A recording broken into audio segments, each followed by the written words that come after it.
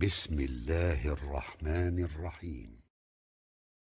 Louange à Allah, que la paix et la bénédiction d'Allah soient sur son prophète, suite à quoi, après les enregistrements précédents sur les questions relatives à la rébellion contre le dirigeant, beaucoup de frères ont désavoué ces sujets relatifs à la rébellion. D'autres parmi eux étaient très mécontents. Ils ont accusé les salafines, ceux qui suivent le Coran et la Sunna par la compréhension des pieux prédécesseurs, comme étant des prédicateurs des rois, et que leur salafia, c'est-à-dire la voie qu'ils suivent, n'est autre que la voie de la Maison Blanche avec les Américains en politisant les pouvoirs, c'est-à-dire faire semblant de bien se comporter avec eux en ayant l'intention de recevoir le bien mondain. Et ceux-ci reçoivent des salaires de la part de ces États.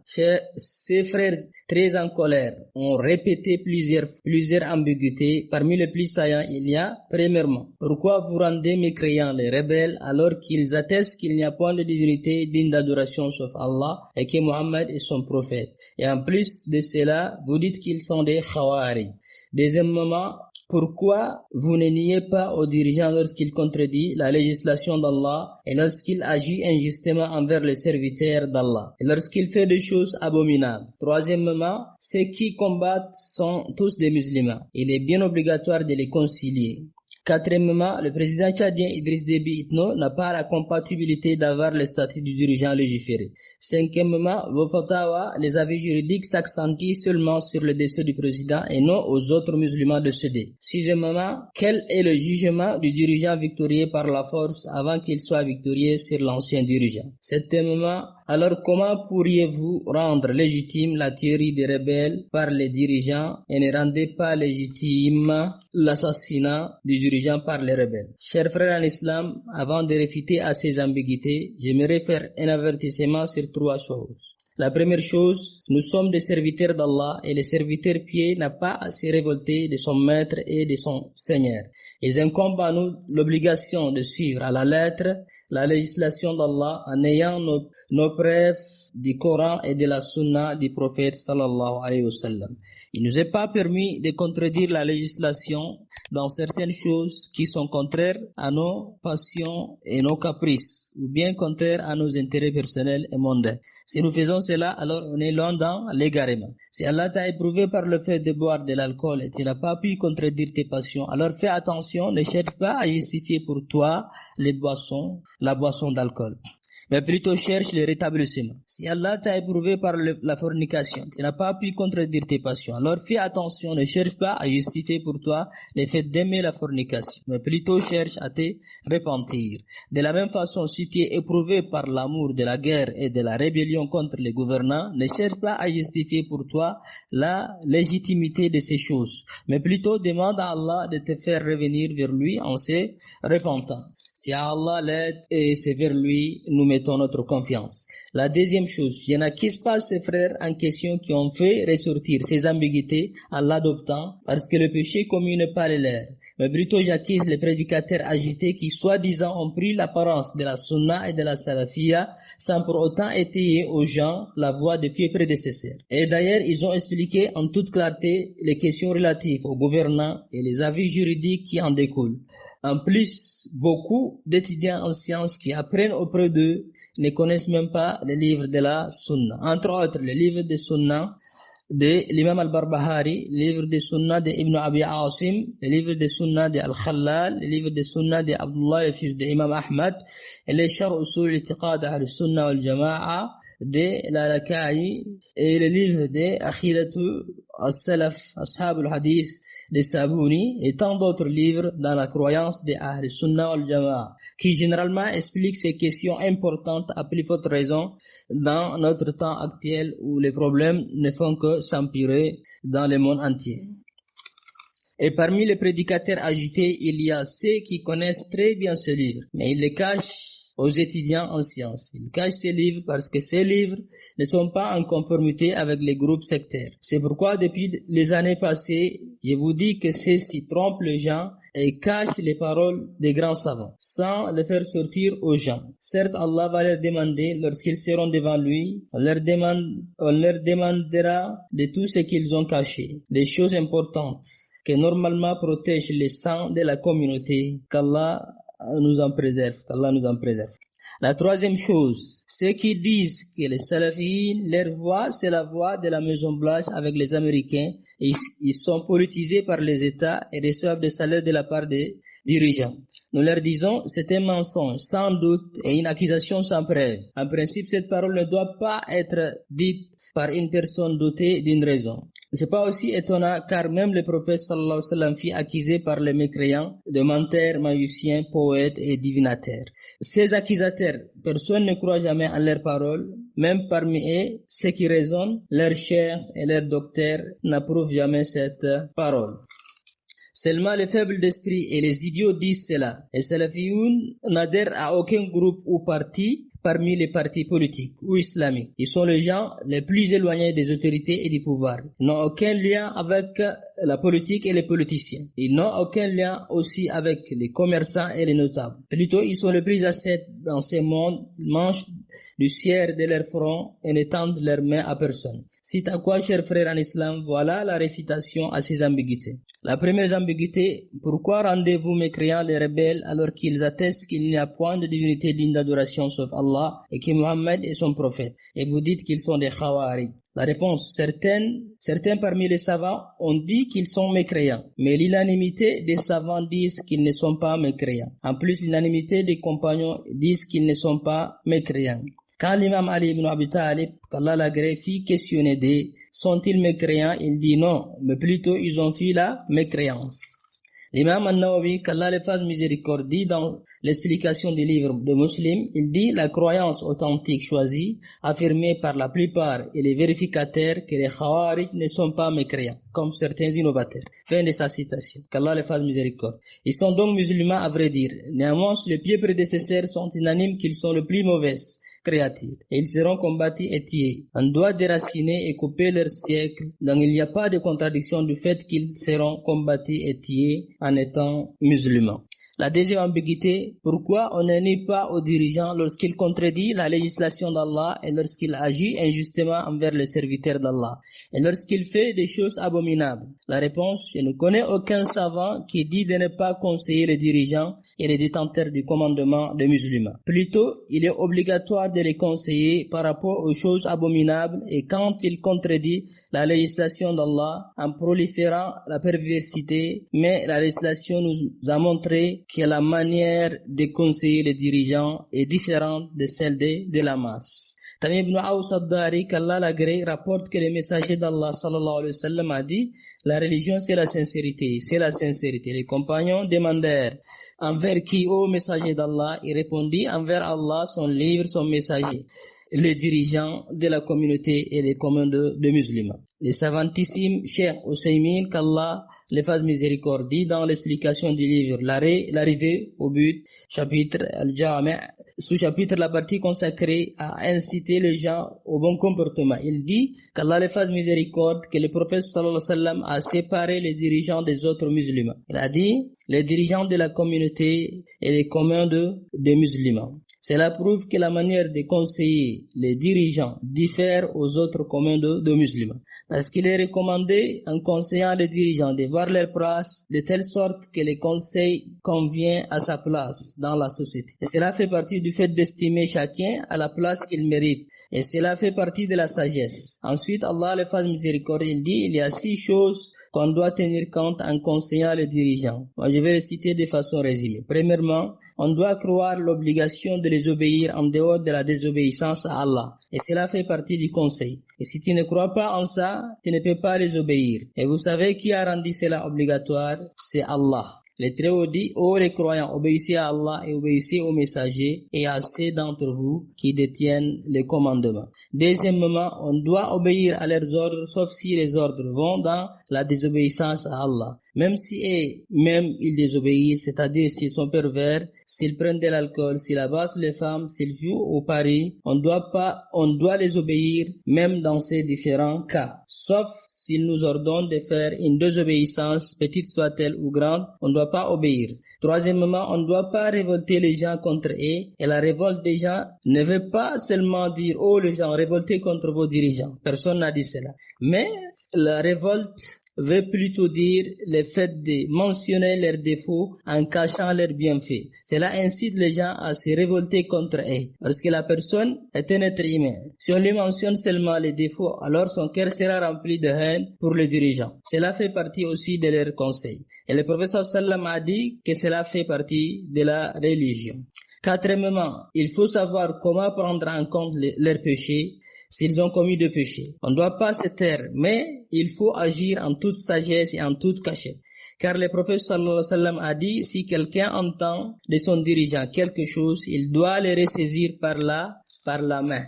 Cinquièmement, on doit le respecter, le respect qu'il mérite. Le respect du dirigeant n'est pas comme le respect des communs de musulmans. Il se peut que quelqu'un, des gens de la masse, vienne te chercher en étant pervers. Tu peux ne pas lui parler sans te préoccuper de lui, mais le comportement adopté à celui-ci doit être différent à celui du dirigeant. Sixièmement, on ne doit pas mentir sur lui et non faire semblant que tout va bien. On doit lui montrer la réalité des choses, mauvaise soit-elle ou bonne soit-elle. Fin de sa citation. Qu'Allah les fasse miséricorde. Voilà, c'est le Cheikh Ibn Ousaymin auquel vous vous essayez de lui et soi-disant que vous êtes ses étudiants et vous suivez sa voie. Où en sommes-vous de ces paroles? Qu'Allah lui fasse miséricorde. La troisième ambiguïté. Ceux qui combattent sont tous des musulmans. Il est bien obligatoire de les concilier. Ya subhanallah. Et ce qui est étonnant, il s'appuie sur ces versets. Et si deux groupes de croyants se combattent, faites la conciliation entre eux. Si l'un d'eux se rebelle contre l'autre, combattez les groupes qui se rebellent jusqu'à ce qu'ils se conforment à l'ordre d'Allah. Puis s'ils se conforment, réconciliez-les avec justice. Et soyez équitables, car Allah aime les équitables. La réponse à cela, on dit, comment doit-on dire qu'on doit réconcilier avec les Khawarij et les rebelles avant que ceux-ci reviennent de leurs croyances et leurs rébellions contre les détenteurs des commandements des musulmans? Je ne connais aucun savant parmi les savants de la communauté qui a dit cela, ni parmi les prédécesseurs et les récents. Quant au verset cité, les versets parlent de deux tribus ou des groupes gouvernés et non les gouvernants avec les gouvernés. Et cela est bien détaillé dans la cause principale qui a suscité la descente de ces versets. Tout celui qui lit la cause de la descente de ces versets verra bien qu'il s'agit de deux tribus ou groupes parmi les gouvernés. L'imam Al-Khurtubi, qu'Allah le fasse miséricorde, a cité dans son livre Explication du Coran que dans ces versets il y a plusieurs cas. Il a cité parmi les cas, ces versets est une preuve qui rend obligatoire le combat du groupe rebelle connaissant sa rébellion contre les dirigeants ou un autre parmi les musulmans. Ces versets est une preuve qui rend obligatoire le combat du groupe rebelle connaissant sa rébellion contre les dirigeants ou un autre parmi les musulmans. Et cela conteste l'avis qui interdit de combattre les groupes de croyants en se basant sur les hadiths. Combattre un croyant est une mécréance. Si le fait de combattre les croyants rebelles est une mécréance, alors cela veut dire qu'Allah a ordonné la mécréance. Gloire et pureté à lui. Et Abu Bakr, le véridique, qu'Allah l'agrée, a combattu ceux qui ont accroché à l'islam et refusé de donner la zakat, l'aumône légale. Il a ordonné de ne pas suivre celui qui a fui et de ne pas prédisposer les blessés et ne pas permis de prendre leurs biens comme le contraire se fait chez les mécréants. L'imam At-Tabari dit, si dans chaque divergence entre deux groupes nécessite une interdiction et nécessite la prise d'une position quelconque, ça aurait été le cas, on ne pourra pas appliquer les ordres, et rejeter le mal, et aurait été une occasion pour les personnes mal intentionnées, une excuse pour rendre licite tout ce qu'Allah a interdit parmi les biens, l'otage des femmes, les sang de musulmans. La quatrième, le juge Al-Qadi Abu Bakr ibn al-Arabi dit, Ce verset est la base pour justifier qu'on peut combattre les musulmans. C'est aussi le support pour combattre ceux qui interprètent mal les sources. C'est sur ces versets que les compagnons se sont appuyés et c'est sur ces versets que bon nombre des individus de cette communauté ont fait recours jusqu'à la fin de sa citation. Qu'Allah les fasse miséricorde. L'imam At-Tabari dit dans son explication du Coran, Ibn Abbas dit sur ce verset, et si deux groupes de croyants se combattent, faites la conciliation entre eux. Si l'un d'eux se rebelle contre l'autre, combattez les groupes qui se rebellent jusqu'à ce qu'ils se conforment.